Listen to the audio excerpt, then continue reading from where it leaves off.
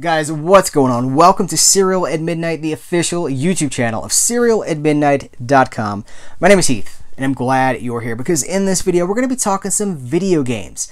I don't talk about video games as much on the channel as I would like to, and when I do, it tends to be retro stuff. My heart is with the retro video game movement, but I play a lot of current video games. The thing is, they require so much time. Games get bigger and bigger and bigger, it seems like, and I just don't have the time to devote to some of these massive games like Red Dead Redemption 2. I talked about this in the Atari Flashback 9 video, but now I've spent a lot of time with it, and I have things to say. But I'm going to be saving this for the end of this video because I might ramble and I might rant. So stick around for that if that's something you're interested in. But I picked up 4 games this week during the Black Friday hullabaloo. The thing is, I bought these online and they're already here. I've spent a little bit of time with 1 or 2 of them, but most of this stuff is gonna, I'm complaining about time and you're going to be like, well, pal, you made the wrong selections, but I'm just gonna help myself. As far as Black Friday goes, there's a bigger video coming later this week. I spent almost my entire Black Friday shopping experience online. I didn't really go to the stores. I did go to Best Buy like Saturday afternoon when it was all said and done, and they still had a few things that I was able to pick through. But for the most part, my Black Friday was in the mail. It was over the internet, and it's coming to me in the mail. So that video is coming later this week, but I will show you these 4 games that are here. These were all Black Friday prices. I picked up the Namco arcade pack. Actually, this is called the Namco Museum arcade pack. You guys know I love the retro games. My heart is with early video games, 70s, Atari, Nintendo, all that old school stuff. I love the old school playability, easy to pick up and play, which we'll be talking about again in a few minutes. But Namco Arcade Pack had some things that I really wanted to have for the Switch because I've bought, so Galaga is one of them. Galaga is one of my favorite video games of all time. I think it's one of the greatest games ever made. It's like Space Invaders to the next level. Galaga is my jam, and I think I've bought it for so many systems. I know I have it for the Nintendo DS. It's on the Nintendo the Nintendo Classic. I have it for PlayStation 2 on a Namco collection. I think I have it on the PlayStation 3. I have downloaded it for the PlayStation 4. But now I have it on the Switch. I can take it with me wherever I want to go. I don't know why, but I wanted to have Galaga portably. Also, Pac-Man. I'm a big Pac-Man fan.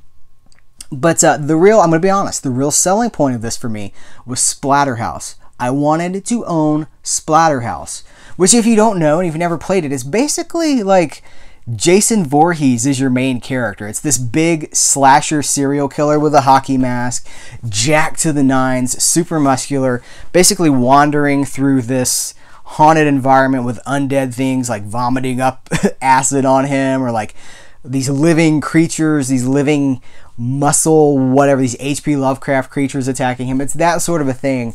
And you can pick up machetes off the ground and just like cut things in two. I wanted to have Splatterhouse, and now I do. Guys, that game is merciless. I find it to be very difficult, especially considering how handholdy certain games can be now. But more on that later.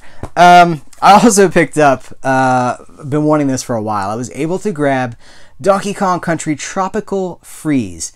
Have yet to pop this in the system yet, but I love Donkey Kong. Those games are also just unforgiving. Going all the way back to the original Donkey Kong Country for the Super Nintendo. Really difficult learning curve on those games, but this was $20 off for Black Friday, and I had to jump on it. Nintendo Switch games like this, these perennial games like this, like the Mario stuff, the flagship titles, the Zeldas, they don't really drop in price. Your Mario Kart, I don't think you're going to see Mario Kart for 20, 30 bucks anytime soon. Could be wrong, but this was a rare opportunity, so I had to grab it. Now, let's get into some of this other stuff. For the PlayStation 4, I picked up Dragon Quest XI, Echoes of an Elusive Age. And I haven't played a Dragon Quest game in a long time. I go all the way back to the first Dragon Warrior for the Nintendo Entertainment System. I believe there are more super fans out there than me who could correct me if I'm wrong on this, but I believe that with a Nintendo Power subscription, in like 1988, 1987 into 1988, you got a free copy of Dragon Warrior. And that's how I got my Dragon Warrior. Dragon Warrior is what they called Dragon Quest in America. And that game, that cartridge was so loaded with like maps, like a detailed book of like a journal full of character art and the story and the weapons and the enemies. It was amazing. I would take it to school. I would take that little book to school and just pour through and be like, oh, that's so cool. I never beat that game. And I should go back and play it at some point. But so I go all the way back to that, but I never played any of the, a lot of these ended up on the DS or the 3DS and things like that. But I'm years behind on my Dragon Quest, but this is a fresh jumping on point. Character designs by, Akira Toriyama, the guy from Dragon Ball Z. I believe that's his name. So there's a lot that's drawing me in here. It is a old-fashioned RPG, turn-based RPG, with a lot of the fantastical elements. That's kind of something that I miss about role-playing games that makes me not as eager to play them these days, is because they've kind of gotten away from just that fantasy element. I want to start on it soon. I'm deep in Red Dead Redemption 2. May take a break. More on that later. But on that note, I also picked up Final Fantasy 15, and this is the Royal Edition. Now, I believe this has been in the news lately because they basically canceled a lot of the DLC, which is probably fine because I don't know that I have time for just hours and hours and hours of DLC. This is the Royal Edition, and this is Final Fantasy again. That's another one. I go back to the Nintendo days of Final Fantasy. I have grown up with Final Fantasy, but I haven't played a Final Fantasy in a while. 12 was the last Final Fantasy. Was it 12 or was it 11? I think it was 12.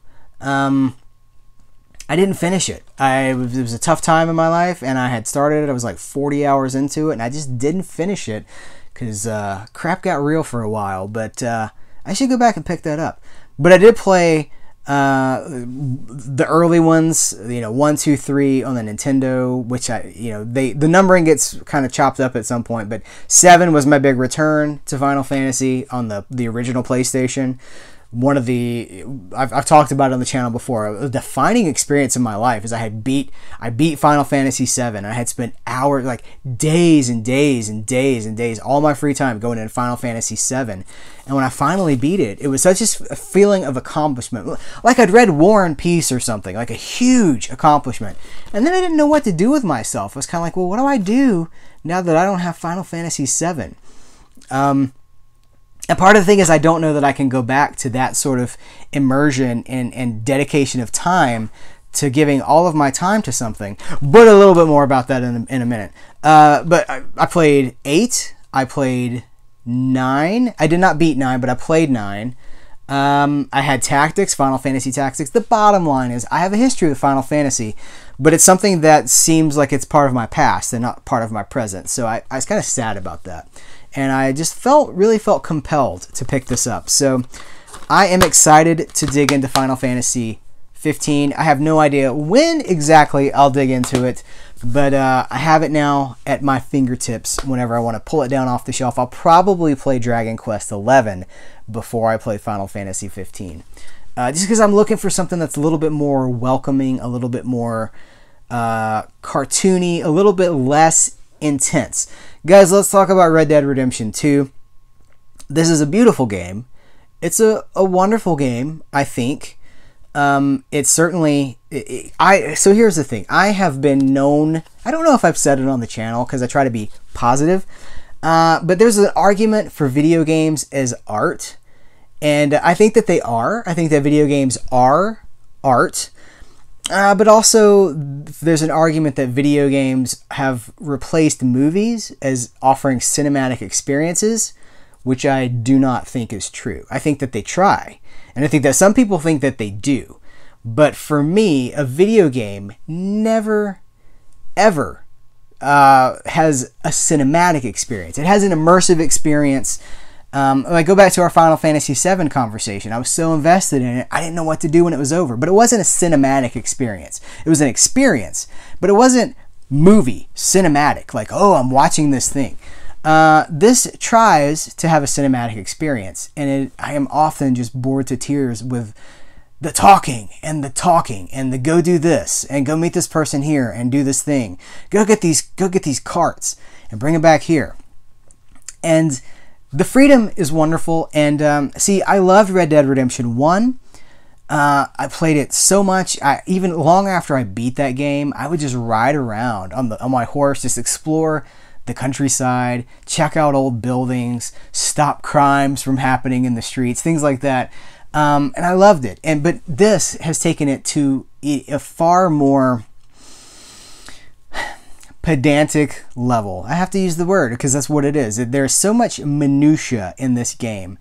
Your hair, your beard, fishing, hunting, tracking, bounty hunting, running from your life from the bounty hunters, selling things, buying things, exploring things, looking for legendary things. The travel alone, having to ride in one direction for 20 minutes before you get to your next plot point, is certainly immersive, but it's also tedious, at least for me. And you have to take into account my age. I come from the age where you'd pick up a Nintendo game and you'd play it. Like, you could play a Nintendo game all afternoon, but you're making progress in that game. And every time you die, you'd pick back up and you'd be able to get a little bit further. And once you got really good at it, you could fly through a game in an hour, you know. These games these days are just so much different from that. And the talking, they never shut up. The Tomb Raider games are another game. I'm like, shut up and let me play the game. Stop talking. And you can fast forward through something. Like, you can skip a lot of the cutscenes and the plot points, but you're going to miss why you're doing what you're doing, or you just find yourself in the middle of a mission, and like, if someone's just talking and talking and talking, you skip it, all of a sudden you're being shot at, and you don't know why, you don't know where to go, you don't know who's the bad guys. You can't really skip cutscenes. And so I find myself 50-50 torn right down the middle about this game, because it's beautiful. I'm going to show you the back of the box. The art, the development, the programming, the scenery, it is gorgeous. The level of involvement from you with your character is also so engaging. But at the same time, there's a sacrifice there, because you've traded off memorable gaming experiences for just a lot of immersion. Immersion doing things like riding to the next plot point, which you may not get to because there might be bandits on the road that are going to shoot you, and then you're going to respawn in a place you have no idea where you are. Your horse is in the water. I love what they're trying to do. I think it's too much. Guys, I think it's too much. I think we've reached a level with games like Red Dead Redemption 2 where it's just too much. Too many plot points.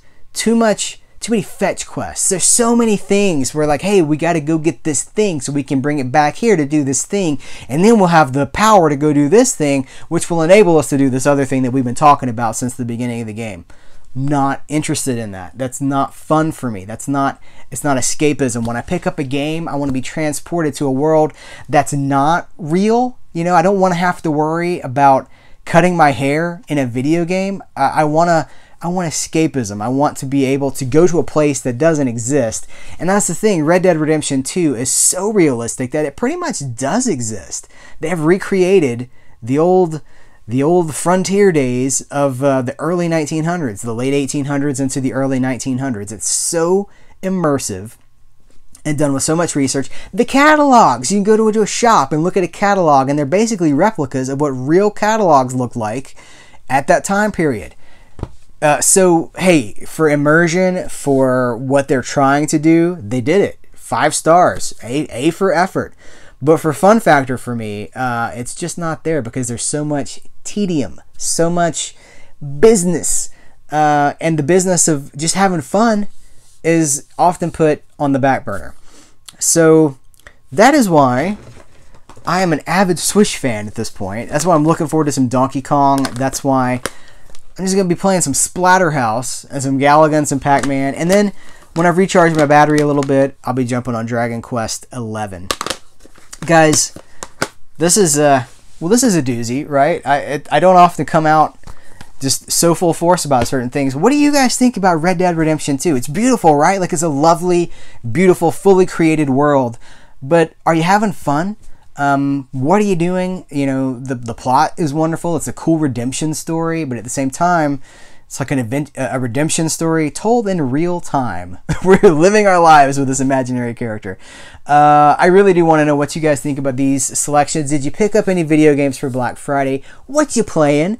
Let's just talk about what we're playing, what we're doing, the video game deals that are out there. There were a ton of really cool deals, bargains for gamers during Black Friday. I know that there was kind of a buzz around early on. It was like, there's no good deals. I think there were a few good deals out there. So what did you pick up? Did you grab a Spider-Man 4 PlayStation 4 bundle or Spider-Man PlayStation 4 bundle? I would love to know what your family, what your house was able to score over the Black Friday weekend. So guys, thank you so much for watching this video. I appreciate your time, and I will catch you later.